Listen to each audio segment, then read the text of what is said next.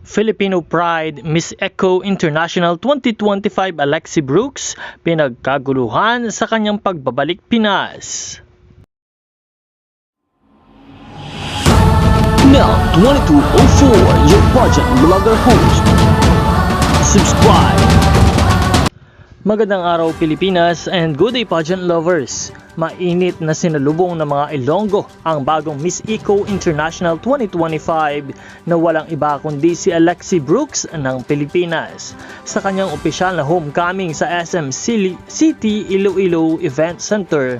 Sa gitna ng masigabong palakpakan at masayang hiyawan, muling niyakap ng kanyang mga kababayan ang Ilonggang nagdala ng karangalan sa buong bansa.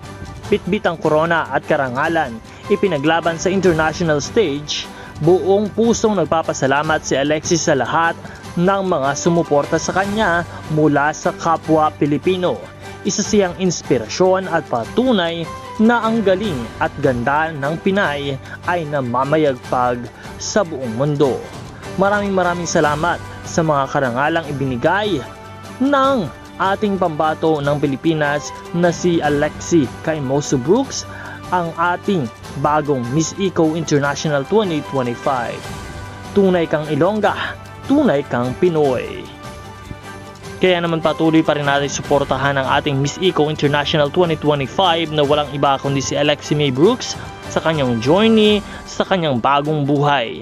Maraming salamat sa lahat ng patuloy na sumuporta at sumusuporta sa ating pambato, at maraming salamat din sa pagpindot ng subscribe button at sa pananatili sa pag-aantay sa mga bagong updates para sa ating mga Pinoy Beauty Queens. Patuloy lang po natin silang suportahan at patuloy nating iwagayway ang bandera ng Pilipinas sa international stage. Maraming salamat sa inyong panonood. Maraming salamat din sa pag-subscribe. This is Nel2204, your pageant vlogger host. Magkita po tayong muli sa susunod na video.